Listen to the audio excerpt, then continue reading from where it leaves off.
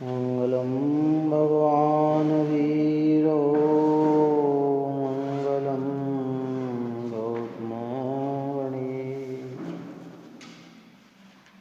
मंगलम कुंदकुंदाभ्यो जयेन्द्रमोऽस्तु मंगलम सर्वमंगलमांगल्यं सर्वकल्याणकारकं प्रधानं सर्वधर्माणां जैनं जयतु शासनं जैनं जयतु शासनं जैनं जयतु शासनं नमस्मै साराय स्वानुभूतिया चकास्ते चित्सभावाय भावाय सर्वभावान्तरचिते सर्वभावान्तरचिते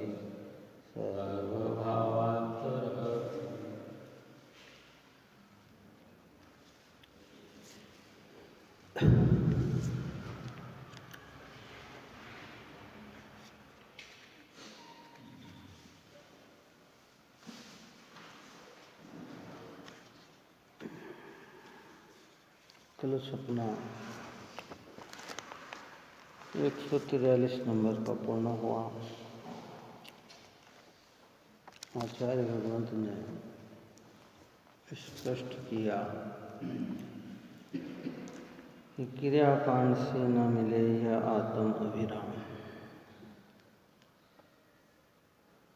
ज्ञान कला से सहज ही सुलभ आत्मा राम। क्रियाकांड से यह आत्मा मिलने वाला नहीं है। जब ज्ञान की कला विकसित होती है, प्रकाशित होती है, तो ये आत्मा सुलभ हो जाता है, सहज प्राप्त हो जाता है। क्रिया अर्थात शारीरिक भी, कर्म अर्थात बाह्य दिखने वाला भी, और भीतर में जो रागादिक की परिणति होती है वह भी कर्म है। राग से ज्ञान की प्राप्ति नहीं है, ज्ञान से ज्ञान की प्राप्ति है। क्या कहा? ज्ञान यानी आत्मा। आत्मा की प्राप्ति काय से है? आत्म से है, ज्ञान से है।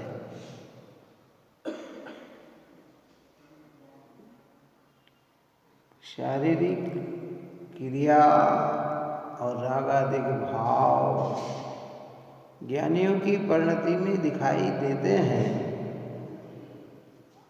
लेकिन आत्मा की प्राप्ति तो काय से होती है? वो आत्म से होती है, ज्ञान से होती है ना। बस इतना अंतर है। यानी ज्ञान से आत्मा की उपलब्धि मानता है, अज्ञानी बाह्य क्रिया से या रागादिक भाव से आत्मा की उपलब्धि मानता है। जिनके ज्ञान कला विकसित होती है, उनकी भूमिका के अनुसार राग भी होता है और आगम के अनुसार क्रिया भी होती है, परंतु आत्मा की उपलब्धि काय से होती है? ज्ञान से होती है।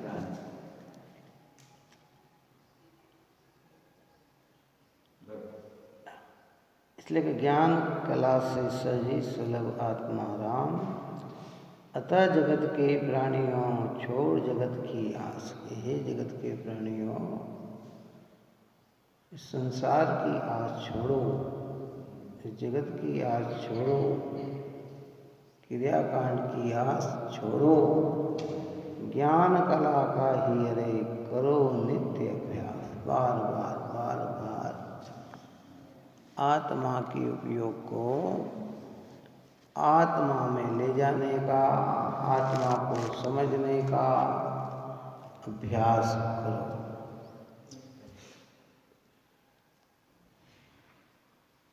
निर्जरा अधिकार चल रही है। निर्जरा मोक्ष की निकटता वाली पर्याय है। जहाँ संपूर्ण निर्जरा होगी वहाँ मोक्ष निश्चित प्रकट होगा। कल ने कहा था कि जहाँ कर्मों के झरने को निर्जरा कहा वह द्रव्य निर्जरा है, और जो शुद्धि की वृद्धि है वो भाव निर्जरा है ना। शुद्धि की वृद्धि कब होगी? जब ज्ञान कला शुद्धि प्रकट हो तो शुद्धि की वृद्धि हो। शुद्धि ही प्रकट ना हो तो वृद्धि कैसे हो? आता ही सही। इसलिए बिल्कुल बात हृदय में दृढ़ता के साथ स्वीकार करने जैसी है कि जब तक इस जीव को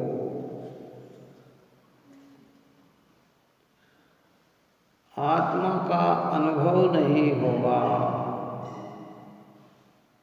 तब तक कितने ही प्रयत्न करने से भी कर्म नष्ट होने वाले नहीं है। ये अज्ञानी जो है वो आचरण में इसकी वृद्धि मानता है, कहता है हाँ, सहज होते ही हैं। पहले ऊपर में चर्चा कर ली कि एक कषाय का अभाव हुआ तो उतना आचरण दिखेगा, दो कषाय का अभाव हुआ तो उतना आचरण दिखेगा, तीन कषाय का अभाव हुआ तो उतना आचरण दिखेगा, और संपूर्ण कषाय का अभाव हो गया तो अरिहंत होकर नाशाग्र दृष्टि अंतरक मुख मुद्रा होकर विराजमान हो जाएंगे। फिर बाहर की प्रक्रिया नहीं होगी, फिर आहार नहीं होगा, क्या है? फिर जैसी है वैसे रहेंगे। उपाधि जब तक आयु पूर्ण न हो, योग का निरोध न हो, तब तक वैसे नहीं। देखो अब इसी गाथा को इसी उपदेश में विशेष कहते हैं सारभूत गाथा। 206 नंबर की अपनी गाथा हिंदी का पाठ करें फिर अपन। इसमें सदा रतिवंत बन, इसमें सदा संतुष्ट रे, इससे ही बन तू प्राप्त उत्तम सौख्य हो जिससे कि इसमें सदा रतिवंत बन, ज्ञान कला का रतिवंत रुचिवंत हो, और इसमें सदा संतुष्ट रहे, ज्ञान में ही संतुष्ट रहे, और इसमें ही बन तो तृप्त, इसमें ही तृप्त हो जा, उत्तम सौख्य हो जिससे तुझे।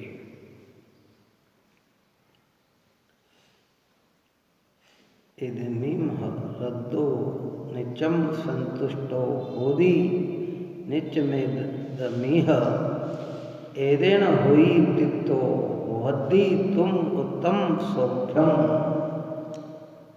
उत्तम सुख हमने ऊपर में कहा ना, जब 10 धर्मों की चर्चा की तब जब उत्तम क्षमा का, क्षमा के आगे उत्तम शब्द जो लगा वो श्रेष्ठता का लगा। काय का लगा? श्रेष्ठ क्षमा, सम्यक प्रकार की क्षमा, भली प्रकार की क्षमा। यहाँ कह रहे उत्तम सौख्य। उत्तम सौख्य का ओरिजिनल सुख, श्रेष्ठ सुख, मोक्ष सुख, आत्मिक सुख बाहर का जो सौख्य है वो उत्तम सौख्य नहीं है। कौन सा? सांसारिक सुख उत्तम सुख नहीं है। व्यवहार में कहते हैं आप, अरे भैया ये तो बहुत बढ़िया आनंदित है, इनकी बात क्या करें साहब, ऐसा है वैसा है, ये कुछ भी नहीं है।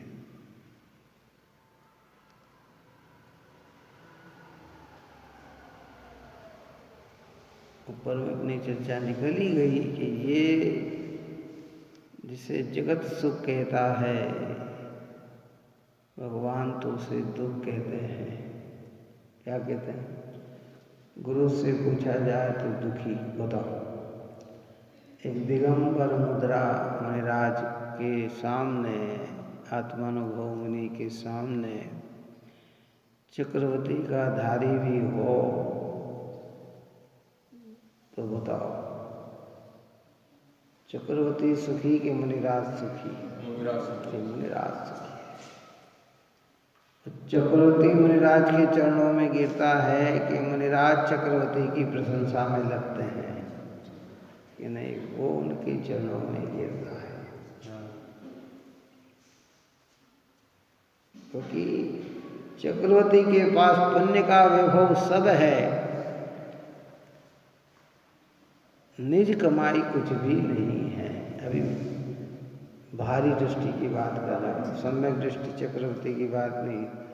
चक्रवर्ती वन में भी मिथ्या दृष्टि हो गए, सर्वम आदि है। ऐसे यहाँ कहते हैं कि भाई देखो, इसमें सदा रतिवंत बन, इसमें सदा संतुष्ट रहे, इससे ही बंतु तृप्त उत्तम सौख्य हो, जिससे तुझे हे भव्य प्राणी तो इसमें ज्ञान में नित्य रत अर्थात प्रीति वाला हो, इसमें नित्य संतुष्ट हो और इसमें तृप्त हो। ऐसा करने से तुझे उत्तम सुख होगा, ओरिजिनल सुख होगा, वास्तविक सुख होगा। सुख कहो, शांति कहो, निराकुलता कहो, वितराग भाव कहो, आनंद कहो, शुद्धता कहो, सब एक ही बात है। कि नहीं साहब हमें सुखी बनना है, तो कहते सुखी बनना है तो कहते ज्ञान की ही रुचिवंत हो जाओ, रतिवंत हो जाओ, प्रीति करो। किससे करो? आत्मा से करो। हाँ, अब इसमें निश्चय व्यवहार लगाएं तो 2 बार में रुचिवंत हो, रतिवंत हो तो देव शास्त्र और गुरु का, और भीतर में रतिवंत हो, रुचिवंत हो तो शुद्ध ज्ञान का आत्म वस्तु का।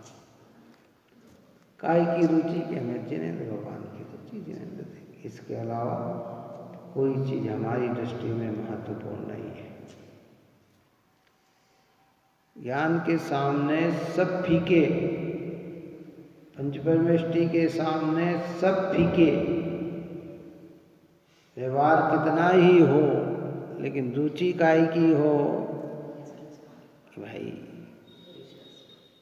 पहली अगर बाहरी दृष्टि है तो देवशास्त्र गुरु की रुचि, और अंतर्दृष्टि है तो ज्ञान की रुचि। अब यहाँ तो निर्जराधिकार चल रहा है, इसलिए शुद्धता की बात कर रहे हैं। तो कह इसमें जो ऊपर में ज्ञान कला खिलने की बात कही ना, कि उस ज्ञान का ही रुचिवंत हो,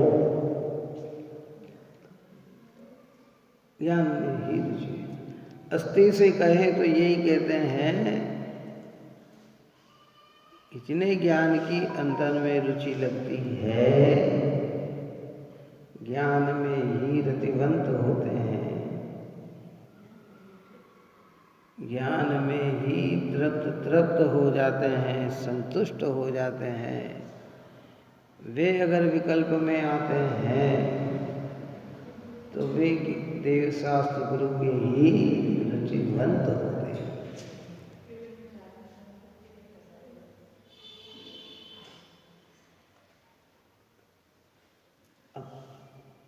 इतना सरल मार्ग है निर्जराधिकार का, और इसी से ज्ञानियों को, धर्मियों को, भगवंतों, मुनिराज भगवंतों को, आचार्य भगवंत को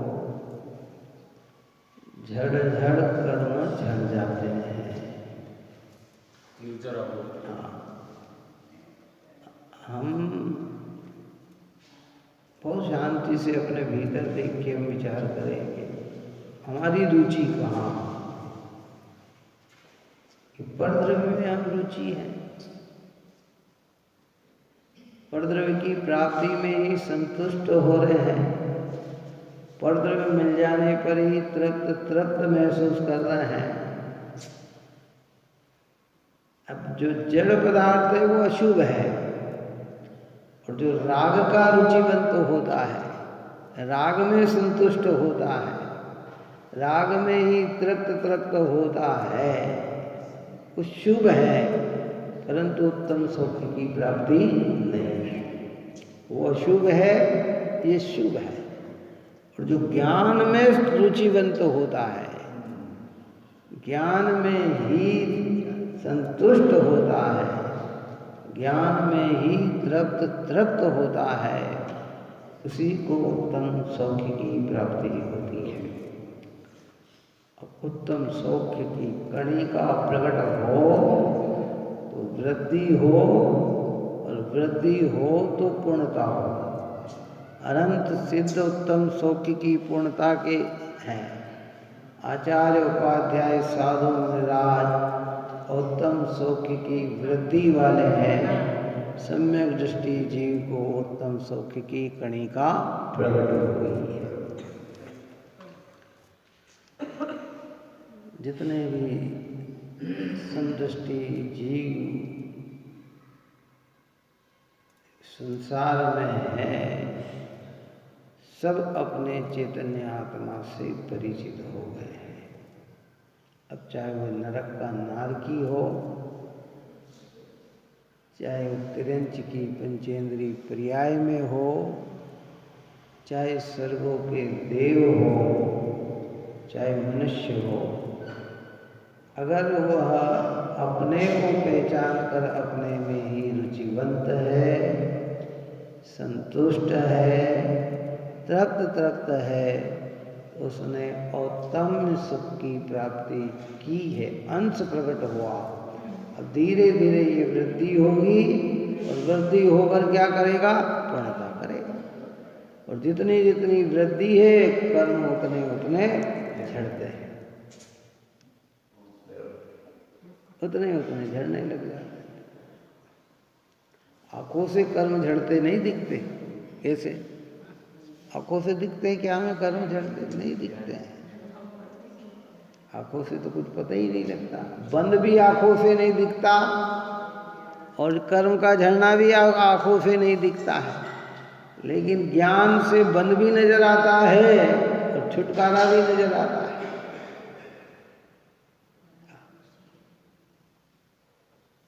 इसलिए रुचिवंत हो, है ना? है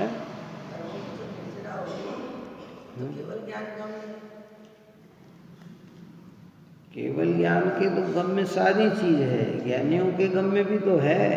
कर्म झड़ रहे हैं तो ज्ञानियों को पता नहीं है, उन्हें भी पता है। हाँ। आपको हमको पता नहीं, लेकिन जिसको है उसको तो पता है ना।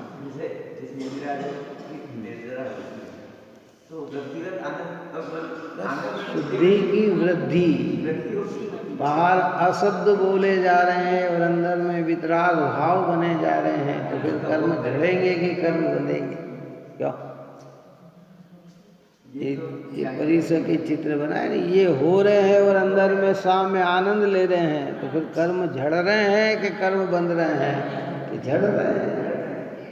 निर्विकल्पता में तो झड़ते दिखेंगे नहीं, लेकिन विकल्प की भूमिका में तो जानेगा ना। आप और हम भी तो समझ रहे हैं कि कोई जैसे अशुभ मिला, अभी अपन ने कहा ना काम निर्जरा, काम निर्जरा में भूख, प्यास, शीत, उष्णता, मारण, ताड़न, छेदन, भेदन कोई करे और आपने शांत भाव से सेन करा तो कहते हैं कि कर्म झड़ गए, है ना।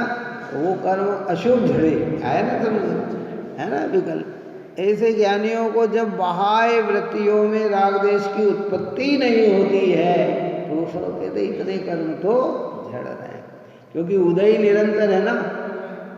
जिस उदय में बंद नहीं हो उसका नाम है झड़ना। क्या है? जिस उदय में बंधन न हो वो कर्म क्या हो गए? छूट गए, उसी का नाम है झड़ना। और जिस उदय में बंधन हो वो कहता है बंध है। जिसमें रागादिक भाव हो वो बंधन है।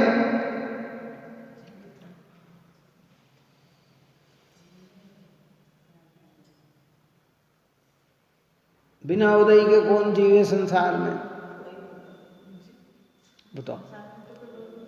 अरिहंत के भी उदय निरंतर चल रहा है, लेकिन में अघाती का चल रहा है। संसार में एक भी जीव ऐसा नहीं है कि जिसको एक समय भी उदय ना हो। चाहे मुनिराज हो, चाहे श्रावक हो, चाहे अज्ञानी हो, चाहे ज्ञानी हो, चाहे तिरंज हो, चाहे मनुष्य हो। इसलिए तो कहा कि आप और हमारी अभ्यास नहीं है ना हमें किसी भी चीज का, तो हम क्या समझते हैं कि जब पीड़ा आती तब कर्म का उदय आता है। बोलो कब मानते हैं हम? अभी अच्छे बैठे हैं तो कुछ नहीं समझ रहे कि ये भी उदय है। अभी हमारा माथा दुखने लग जाए तो क्या सत्ता का उदय आ गया, पेट दुखने लग जाए या कोई विपदा आ जाए तो हमें अरे भाई प्रतिपल उदय है। अब इस उदय में हम प्रतिपल जुड़ रहे हैं तो बंधन है, और इसमें जुड़कर न जुड़कर ज्ञान के ही रुचिवंत बने हुए हैं, ज्ञान में ही संतुष्ट बने हुए हैं, ज्ञान में ही तृप्त होए जा रहा है। जो भी जीव ऐसा कर रहा है वो उदय में नया बंधन बांधता नहीं है, तो पुराने कर्म झड़ जाते हैं।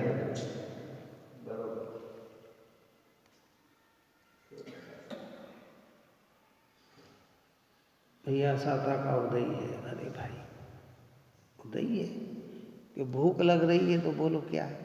बिना कर्म के उदय में भूख लगती है, प्यास लगती है, शीत लगती है, गर्मी लगती है? नहीं, ये सब उदय की व्यवस्था है। लेकिन हम तो जब, क्योंकि आप और हमारा अनादि काल से अगर कर्म के प्रति विश्वास भी रहा तो अशुभ कर्म का ही ध्यान दिया हमने कि भाई ये तुम्हें अनुकूलता मिली, ये क्या है? कि ये भी तो उदय है ना। अब इसमें मग्न होंगे तो बंधन होगा कि निर्बंध होगा? ये बंध ही तो होगा।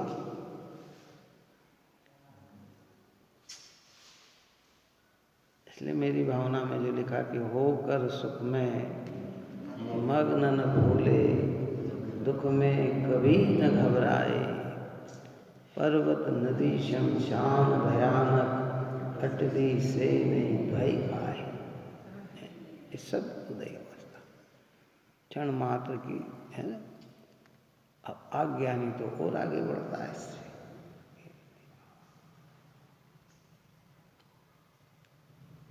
इसलिए ज्ञान में ही रुचिवंत हो, रतिवंत हो। छिड़ालाकार ने तो सम्यक्त की परिभाषा ही यही दी कि परद्रव्यंते भिन्न आप में रुचि सम्यक्त भला है। परद्रव्यंते, परद्रव्य केवल पुद्गल, धर्म अधर्म, आकाश काल, शरीर इंद्रिय मन वाणी आदि और भीतर में जाए, कर्म और भीतर में जाए तो पुण्य पाप के परिणाम, इन सब ये सब परद्रव्य हैं। इनसे भिन्न जो ज्ञान स्वभाव हमारा है, चैतन्य भाव जो हमारा है, जो आत्म तत्व हमारा है, उसकी जो रुचि है, उसकी जो लगन है, उसकी जो प्रीति है, उसकी जो रति है, उसी का नाम सम्यक्त है। आप रूप को जानो सो सम्यक ज्ञान कला है, और आप रूप में लीन रहे धीर सम्यक चारित सोई। अब व्यवहार मोक्ष मग सुनिए, हेतु नियत को होई। अब व्यवहार की बात सुनिए, ये निश्चय कहा जो व्यवहार निश्चय में हेतु होता है, सहायक होता है। सहायक भी व्यवहार से कहा है। कहते ये है तो ये है, वेद करके भी समझाते। फिर सात तत्व का श्रद्धान, देव शास्त्र गुरु का श्रद्धान, सफल का विवेक, आत्मा कैसा है, जिनवाणी की तरफ से ज्ञान है, और इनमें उपयोग का ठीक जाना, इस सब व्यवहार से सम्यक दर्शन ज्ञान और चारित्र कहलाते हैं। इसलिए जिसे आत्मा की रुचि होती है, उसके बाहर में रुचिवंत कौन है कि देव शास्त्र और गुरु।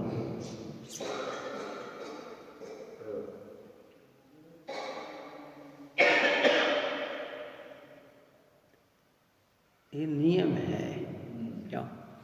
धूप में अगर हम खड़े हैं या चल रहे हैं तो परछाई होती है कि नहीं होती? क्यों? धूप में अगर हम खड़े हैं या चल रहे हैं तो परछाई साथ रहती है कि नहीं रहती है? रहती है ना।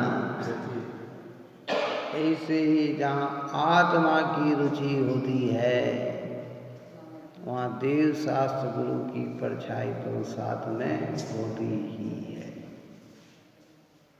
ऐसा नहीं होता कि नहीं सब आत्मा तो है, लेकिन धूप में तो खड़े हैं और परछाई नहीं गिर रही है, कि होता ही नहीं। आत्मा की अनुभूति हो तो फिर सच्चे देव अरिहंत और सिद्ध भगवान की निकटता या उनकी रतिवंतता है, चारों अनुरोग रूप जनवाणी माता और आचार्य उपाध्याय साधु निर्गंथ मुनिराज भगवंत, इन्हीं की रुचि उसके हृदय में होती है।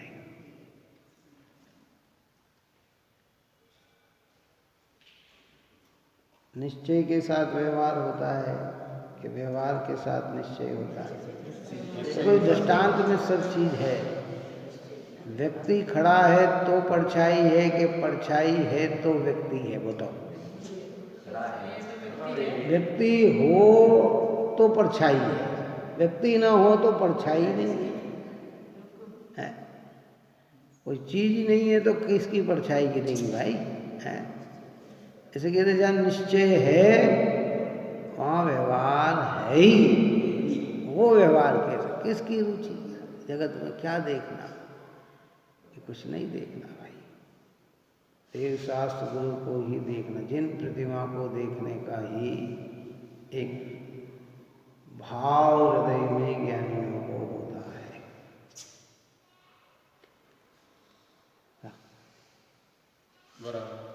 इसलिए तीर्थ क्षेत्र वंदना में भी किसे देखना? जिनेंद्र भगवान, जिनेंद्र का रूप भव्य भव्य सौंदर्य विद्राग मुद्रा है। इसलिए हे भव्य प्राण, देखो कितना कोमल संबोधन दिया है श्लोकार्थ में, गाथार्थ में कि हे भव्य प्राणी। आचार्य को तो जो जरा सा भी रुचि से धर्म में लगता है ना, तो वो भव्य ही नजर आता है। क्या नजर आता है? अरे हे भव्य प्राणी, तू इसमें ज्ञान में नित्य रत अर्थात प्रीति वाला हो। ये ऊपर ज्ञान कला की बात करने की। ज्ञान यानी आत्मा, आत्मा यानी ज्ञान। ज्ञान और आत्मा में किसी भी प्रकार का कोई भेद नहीं है। इसलिए हमारे यहाँ कहा कि आत्मा किसे कहते हैं? ज्ञान स्वभावी जीव तत्व को आत्मा कहते हैं। जीव किसे कहते हैं? बोलो। कि जिसमें ज्ञान पाया जाए उसे जीव कहते हैं। जो जानता देखता हो उसे जीव कहते हैं। क्या?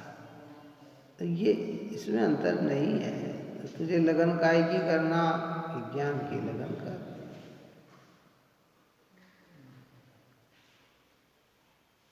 दृष्टि में दो चीज समाये तो दृष्टि सच्ची नहीं है, और दृष्टि में विपरीत चीज समाये तो दृष्टि विपरीत है, मिथ्या है। और दृष्टि में सच्ची चीज समाये तो दृष्टि सम्यक है। दो चीज समाती नहीं। अगर विपरीत चीज समाई है तो मिथ्या है। अगर हमारी रुचि बाह्य पदार्थों की ही है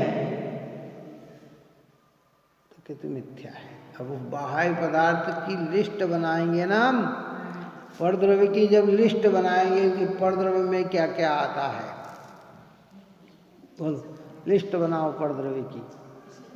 जैसा परद्रव्य की लिस्ट बनाओ कि परद्रव्य क्या क्या आता है, तो जो ऊपर में 29 बोल जो अपन ने बोले हैं, वर्णाधिक से लेकर रागाधिक तक, गुणस्थान, मार्गणा, जीव समास, अध्यात्म स्थान, संक्लेश परिणाम, विशुद्ध परिणाम, ये सब पढ़ रहे। ये जितना जितना जितना जितना आता है, पहले स्थूल, फिर घर मकान दुकान परिवार स्त्री पुत्र पौत्र आदि, फिर शरीर इंद्रिय मन वाणी आदि, फिर 8 कर्म आदि, और फिर शुभ और अशुभ भाव भी परद्रव्य है। और एक भी इसमें अपना लगे तो दृष्टि पवित्र नहीं है। एक भी लगे, इन सब का होना मिथ्यात्व का सूचक नहीं है। इन सब में इनका बना रहना मिथ्यात्व नहीं है। इनमें अपनापन जोड़ने का नाम मिथ्या है। और इनकी रुचि है तो आत्मा की रुचि नहीं है, और आत्मा की रुचि है तो इनकी रुचि नहीं है। सोचो, विचार करें इन बातों में। क्या देखो, टीका में कहते हैं, हे भव्य, इतना ही सत्य परमार्थ स्वरूप आत्मा है जितना यह ज्ञान है। ये सत्य है, परमार्थ। परमार्थ का अर्थ बताया ना ऊपर, परम पदार्थ, उत्कृष्ट पदार्थ, श्रेष्ठ पदार्थ, सत्य पदार्थ, यथार्थ पदार्थ है। हे भव्य, लौकिकता में हम प्रसन्न काय से हो जाते हैं किसी भी व्यक्ति से। किसी भी व्यक्ति से हम खुश क्यों हो जाते हैं कि वह अगर हमें प्रिय शब्दों से बोलता है। कैसा बोलता है? जान पहचान कुछ नहीं है और वो कहे आइए साहब, आइए साहब, आइए साहब। बोलो, प्रसन्न हुए कि नहीं हुए? प्रिय संबोधन में कितना है। जगत का जितना अनर्थ है वह सब कठोर शब्दों का है ना। अपने वाले भी और भाषा हमारी कठोरता की हो तो अप्रीति करेंगे, और पराये भी हो और शुद्ध हमारे कोमल होंगे तो प्रीति करेंगे। तो आचार्य ने भव्य कह दिया तो मन प्रसन्न हो जाना चाहिए। बात आई ना समझ? लालची लोभी लोगों ने हमें भव्य नहीं कहा, स्वार्थी लोगों ने हमें भव्य नहीं कहा। किनने कहा? भगवंतों ने कहा, आचार्य देव ने कहा कि हे भव्य, इतना ही सत्य परमार्थ स्वरूप आत्मा है जितना ये ज्ञान है। ये ज्ञान जितना है यही सत्य है, यही आत्मा है।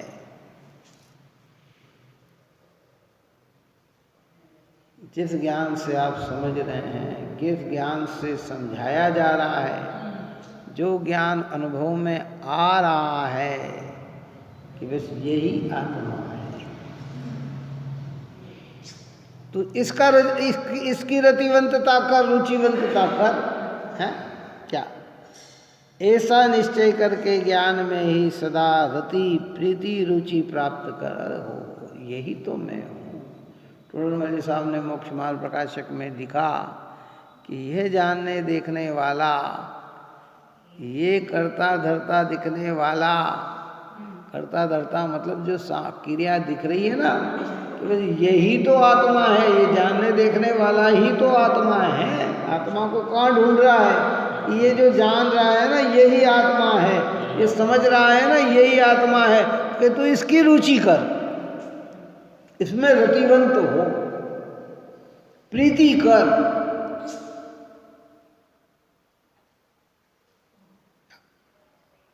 इतना ही सत्य कल्याण है जितना यह ज्ञान है। ऐसा निश्चय करके ज्ञान मात्र से ही सदा ही संतोष को प्राप्त कर हो। गुरुदेव श्री तो कहते थे अपने को सदा परिपूर्ण देखना चाहिए। कैसा देखना चाहिए? देखना यानी श्रद्धान करना कि मैं, ऐसे कहा ना, मैं संतुष्ट, मैं तो अपने में परिपूर्ण। क्या देखो, लोक व्यवहार में कई व्यक्ति इतने अपने आप में संतुष्ट होते हैं कि उनमें दीनता हीनता नहीं होती है। वो गरीब भी रहे तो अपने में, अरे नहीं साहब हमको आवश्यकता नहीं, अरे नहीं साहब रखो, अरे नहीं साहब हमको आवश्यकता नहीं, इतने ऐसे करते। तो वो काय में संतुष्ट हैं? वो अपनी आजीविका में संतुष्ट हैं, अपनी चीज में संतुष्ट हैं। क्या वो अपने में संतुष्ट हैं? किसी से कुछ नहीं मांगना, किसी से कुछ लेना नहीं, कोई देना भी चाहिए नहीं साहब हमें का आवश्यकता नहीं, हम तो अपने आप में परिपूर्ण। इसलिए दृष्टि की अपेक्षा कह रहे हैं कि भाई तू अपने में ज्ञान है तो तू ज्ञान अपने में कैसा है? परिपूर्ण है। तो इसके अलावा किसी दूसरी चीज की आस मत रख। राग से मुक्ति मिल जाएगी, संयोग से मुक्ति मिल जाएगी, इससे मुक्ति मिल जाए, अरे मुक्त स्वरूप ही तो विराजमान है तू।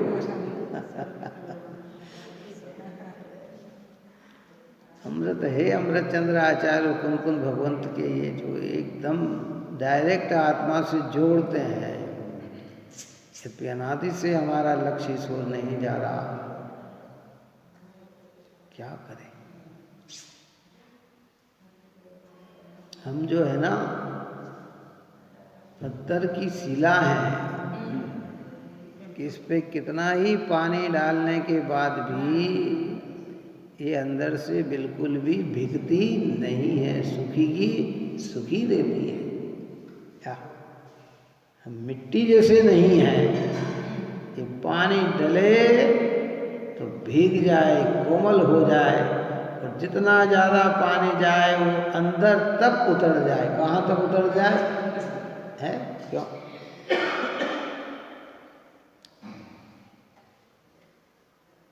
इस सड़क पे पानी गिरे और ज़मीन पे पानी गिरे, दोनों में कितना अंतर है? अपनी कॉलोनी में ही देखे ना, ये रोड पे पानी गिरा हुआ बह जाता है, और मिट्टी में पानी गिरा हुआ अंदर तक उतर जाता है। जो अंतर तक उतर जाता है वो नम्र रहता है, जो बह जाता है वह रूखा का रूखा रहता है। ज्ञान की बात जितने भी है हमारी, अगर पत्थर की शिला है तो ये बह जाती है। क्या है? और यही शिला अगर हमारी मिट्टी, यही जगह अगर हमारी मिट्टी की है तो अंतरंग तक उतर जाती है। तो ज्ञानी कहते हैं कि मैं अपने आप में संतुष्ट हूँ, चाह नहीं तिल तुस मात्र की, नहीं चिंता ना दाहा, वही दिगंबर सुखी है, सब साहो का सहा। देखो दिगंबर में राज अपने में कितने संतुष्ट हैं कि उन्हें तिल तुस मात्र की चाह नहीं है।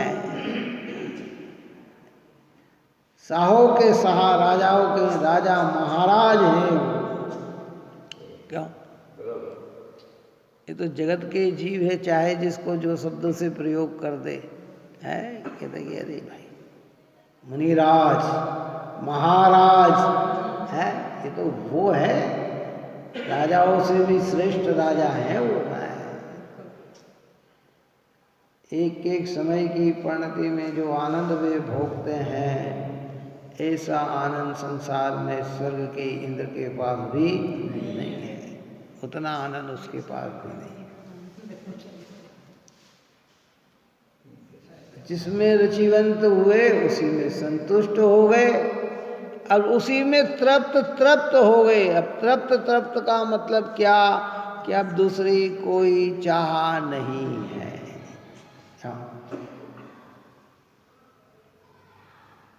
किसी को भूख लगी हो और भोजन कर लिया और मन पे भरपेट करा हो और अपने मन के अनुरूप करा हो, अब अरे साहब अब कोई इच्छा नहीं, अब तो तृप्त हो गए। क्या हो गए? अब हमें दूसरे नहीं है। क्या? जेठ मास की गर्मी हो और शीतल मीठा जल मिल जाए और पानी पी ले, अब कुछ इच्छा नहीं है, अभी बहुत संतुष्टि है। यहाँ कहते ज्ञान की अनुभूति जिनको होती है ना, दुनिया की किसी चीज की चाह उनके हृदय में नहीं होती है, तो कहते अब संतुष्ट है। अब ये तो उत्कृष्ट, देखो ये अधिकार, उत्कृष्ट अधिकार जो है ना, निर्जरा की अधिकता मुनिराजों को ही होती है। इनकी ज्ञान में स्थिरता मुनिराजों को ही होती है। सम्यक दृष्टि को तो ज्ञान की प्रतीति होती है। क्या होती है? मैं ज्ञान स्वभावी आत्मा हूँ, ऐसा दृढ़ विश्वास होता है। और वो विश्वास कब तक बना रहता है कि जब तक बना के हमेशा बना रहता है। उपयोग सम्यक दृष्टि का बाहर जा सकता है, लेकिन विश्वास अटूट है, विश्वास कभी भी टूटता नहीं है।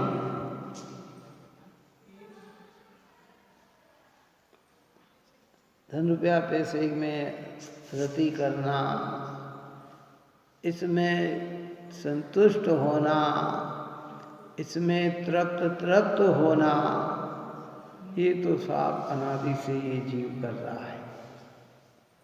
और जो इसी में संतुष्ट हो, रतिवंत होता, उसके दृष्टांत तो कैसे कैसे आगम में दे रखें।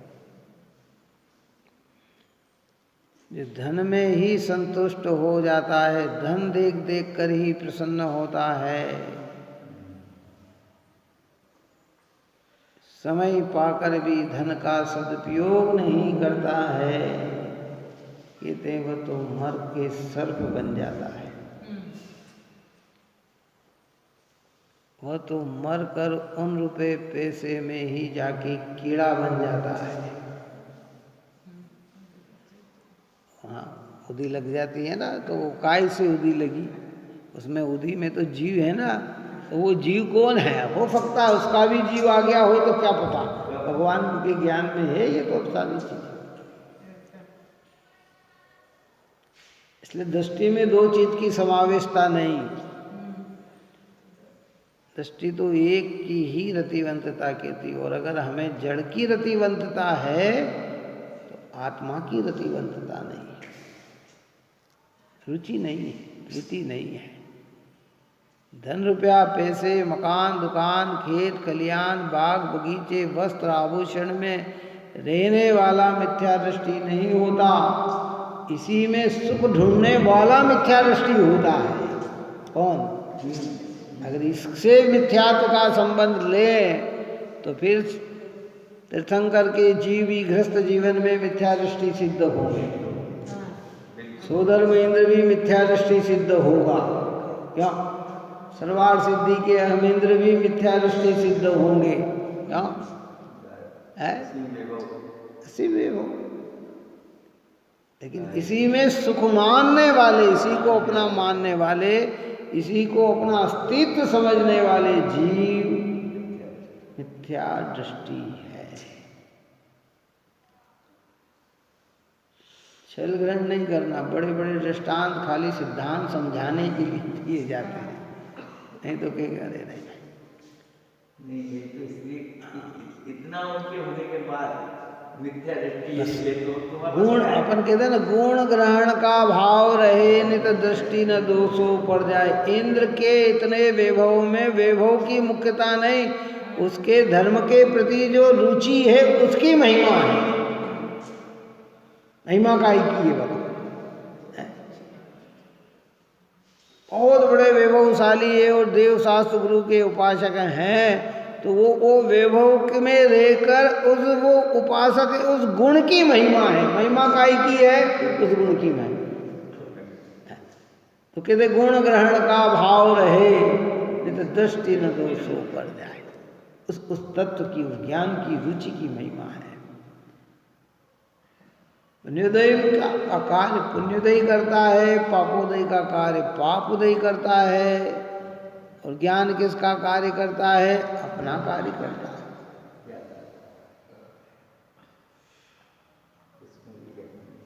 इसलिए दृष्टि में दो प्रवेश एक साथ नहीं करते हैं। मिथ्यात्व भी रहे, यद्यपि गुणस्थान मिथ्यात्व सम्यक गुणस्थान की चर्चा आगम में आती है, उसका समय इतना सूक्ष्म है। वो तो कर्णानुयोग का विषय ये इतना आता है, लेकिन वो कोई हमेशा बना रहता है ऐसा नहीं कि साहब मिश्र गुणस्थानी हमेशा हो गया, ऐसा नहीं।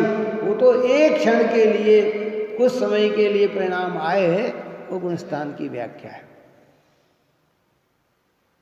बना रहे ऐसा तो नहीं होता। सासाधन गुणस्थान है। मिथ्यात्व गुणस्थान का सबसे अधिक समय है कौन सा? हाँ, किसी किसी का तो अनादि अनंत समय मिथ्यात्व गुणस्थान में रहने का है, और किसी किसी का अनादि काल से मिथ्यात्व है, और अनंत काल तक मिथ्यात्व होकर फिर जीव का मोक्ष होता है, सम्यक्त होता है। अभी हमारा अनादि से मिथ्यात्व चल रहा है। क्या चल रहा है? इतना समय का मिथ्यात्व। अब सम्यक्त प्राप्त हो गया तो अब भले शादी अनंत काल तक, अभी तो क्षयिक सम्यक्त भी नहीं है। क्षयिक सम्यक्त हो तो शादी अनंत काल तक चलता है। कितना चलता है? और वर्तमान में इसकी प्रयोगता है नहीं। मनुष्य जीवन में अगर सम्यक्त की आराधना की चर्चा की जाए, सम्यक्त की प्राप्ति होती है, सम्यक दर्शन होता है तो लंबा, और मिश्र गुणस्थान हो तो कितना हो तो आया हो तो चला जाए, कि लंबे समय तक थोड़ी रहना है। तो देखो शास्त्र में तो लिखा, तीसरा गुणस्थान का नाम सम्यक मिथ्यात्व।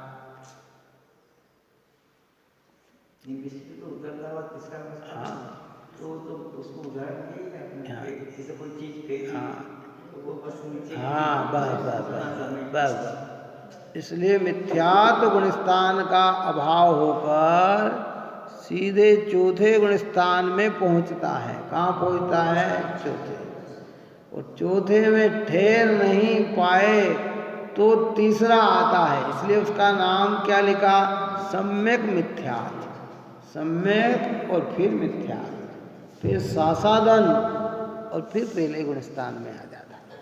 ऊपर चौथी मंजिल सातवीं मंजिल से कोई चीज़ फेंकी तो बस वो कितना समय बीच में, बस इतना है।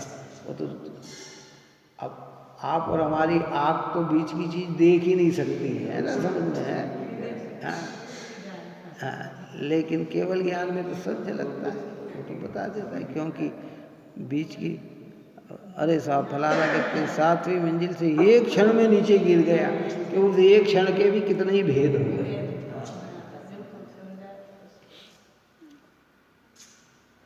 इसलिए काय के रुचिवंत बने कि ज्ञान की, काय में संतुष्ट हो कि ज्ञान में, काय में तृप्त हो कि ज्ञान। ज्ञान और आत्मा में किसी भी प्रकार का कोई भेद नहीं है।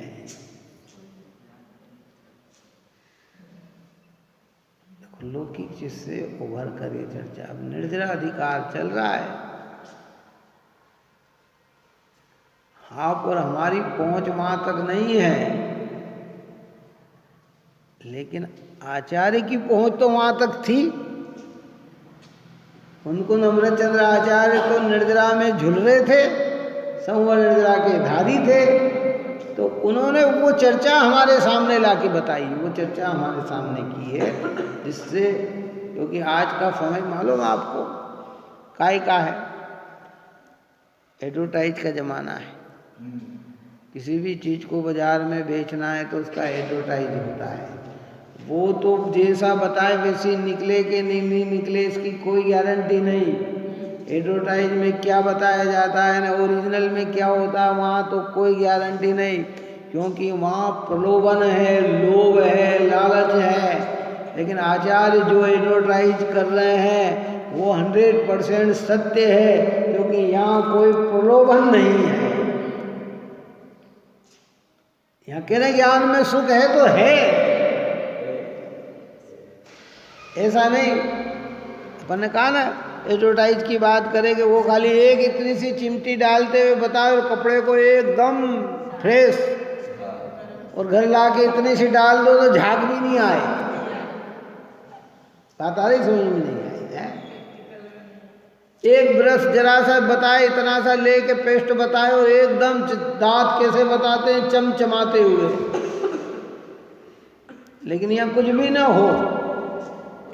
क्या उनका प्रयोजन तो लोभार्थ है, यहाँ प्रयोजन आत्मार्थ है। ज्ञानियों को आपसे कुछ नहीं चाहिए, हमारे आचार्य भगवंत को हमसे कुछ नहीं चाहिए, खाली बस यही चाहा उनके हृदय में है कि जैसा वस्तु स्वरूप है उसकी तुम रुचि करो, तुम उसमें संतुष्ट हो, तो उनमें तृप्त हो, तो उत्तम सौख्य की प्राप्ति हो जाएगी। और भूमि का क्रमश क्रमश क्रमश क्रमश, क्योंकि धारणा में आएगी तो चिंतन में आएगी, चिंतन में आएगी तो विचारों में आएगी, विचार में आएगी तो प्रैक्टिकल में आएगी। अब धारणा में ही नहीं रही तो चिंतन क्या करे, चिंतन नहीं है तो विचार क्या करे, और विचार नहीं है तो प्रैक्टिकल में क्या है? जरा जरा सी चीज में हम असंतुष्ट हो रहे हैं कि भैया को संतुष्ट हो। सब चीज का भी अभाव हो जाए तो तुम्हारी चीज का तुम्हारे पास से कभी अभाव नहीं होगा। क्यों? ये शरीर भी छूट जाए तो आत्मा छूट जाएगी क्या हमारी? क्यों? रिश्तेदार सब छूट जाए तो आत्मा छूट जाएगी क्या हमारी? मकान दुकान छूट जाए तो आत्मा छूट जाएगी क्या हमारी? लेकिन हमने इनमें इतने रतिवंत हैं कि आत्मा की कीमत हमारे समझ में आई नहीं है। घबराना नहीं, बहुत शांति से इस चीज को सुने। इसलिए आचार्य की कोमल भाषा हमारे कान में गूंजती रहनी चाहिए। हे भव्य, हे भव्य, हे भव्य। कई लोग के ना हम कहीं से होके आते हैं और उनका व्यवहार इतना मधुर और मीठा होता है कि कई दिन तक उनके व्यवहार को भूल नहीं पाते हैं। क्या कहते हैं, जा अरे भैया वहाँ गए, क्या कितना अच्छा हमारा। यहाँ कह रहे हैं ये भव्य शब्द हमारे कान से निकलना नहीं चाहिए। आचार्य ने हमें क्या कहा? भव्य कहा है, यानी हमें सम्यक दर्शन प्राप्त करने की योग्यता है। मीठे शब्द सुनाकर, है ना, वो कहते कौवा भी काला और कोयल भी काली। कौन? कौवा काँव काँव करता है, बुरा लगता है। कोयल बोलती है, मीठा लगती है। वो मीठे शब्द सुनाकर जगत का मन हर लेती है। किसका मन हर लेती? कोयल क्या करती है? वो है, और कौवा जहाँ जरा सा भी काँव काँव करे, अरे भगाओ इसको, काँव काँव कर रहा, क्योंकि उसकी वाणी में क्या है? ऐसे आचार्य भगवान की देशना जहाँ निकलती है वहाँ वाणी में कोमल शब्द होते हैं, प्रिय शब्द होते हैं। हे भव्य, सुनते ही मन प्रसन्न हो जाता है कि मुझे भगवंतों ने ज्ञानियों ने जिनवाणी माता ने भव्य कहा है, तो इस भव्यता का मान तो मुझे रखना ही चाहिए। या तो काय के रुचिवंत बने, अंतिम बात की पूर्ण करते हैं। ज्ञान का रुचिवंत हो, ज्ञान में ही संतुष्ट हो, ज्ञान में ही तृप्त हो, तो नियम से उत्तम सुख की प्राप्ति होगी। अभी प्रारंभिक स्टेज का सुख प्रकट होगा, जिसको अतीन्द्रिय आनंद कहते हैं, और धीरे धीरे वही सुख वृद्धिगत होते हुए पूर्ण सुख को प्राप्त होगा, जिसे अरिहंत और सिद्ध कहते हैं। हम कहते हैं ना, सबसे पहले सुबह उठकर किसका नाम लेना? पंच परमेष्टि। सबसे सुबह होकर किसका ध्यान करना? क्यों कि सुखी व्यक्ति का ध्यान करने से सुख की प्राप्ति होती है। किसका ध्यान करे? चलो बताओ, क्यों ध्यान करते हैं? भगवान नाम क्यों लेते हैं अरिहंत का? उठते ही कहते हैं अरहंत जी, सिद्ध जी, आचार्य जी, उपाध्याय। अरे आचार्य भगवान सुखी हमारे, उपाध्याय भगवान सुखी हमारे, मुनिराज भगवंत सुखी हमारे। अरिहंत सिद्ध तो पूर्ण सुखी है, और पूर्ण सुखी के लक्ष्य से पूर्ण सुख की प्राप्ति का भाव पैदा होता है। सुबह कहते हैं अरे आज किसका मुंह देख लिया, किसका मुंह क्या देख लिया? तो अरिहंत का मुंह देख तो दूसरे के मुंह देखने की देर को जगा दे। विचार करें। जैन धर्म बहुत पवित्र है भाई, बहुत भाग्य से हमारे हाथ आया है। ये बिना उपयोग किए गया चला गया तो फिर पछताने के अलावा और कुछ भी नहीं है। इसलिए इसका उपयोग करें। इसको सब चीज बाद में और देव शास्त्र गुरु पहले। जिनेंद्र भगवान, जिनवाणी माता, ये हमारे सिरमौर है, क्योंकि इनके बिना हम चेतन है। ये चेतन को चेतन बताने वाला ही कौन है? कौन है? कोई भी नहीं है भाई। ऐसी बात यहाँ की है। आप हम सभी जी पवित्र देव शास्त्र गुरु के निकट में रहकर शुद्धात्म तत्व की रुचि बनाएं, यही मंगल भाव। सहजानंदे शुद्ध स्वरूपी अविनाशी आत्मस्वरूप। सहजानंदे शुद्ध स्वरूपी अविनाशी आत्मस्वरूप।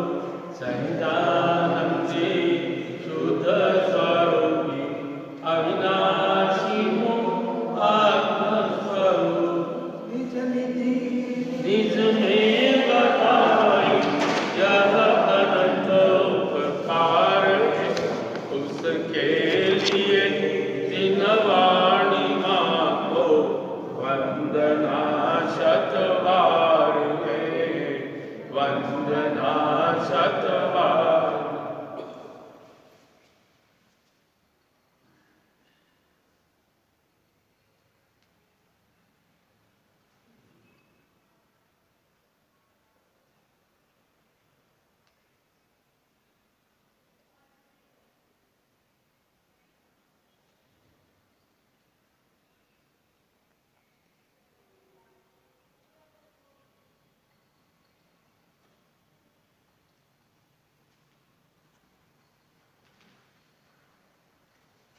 वाणी के ज्ञान से सूझे लो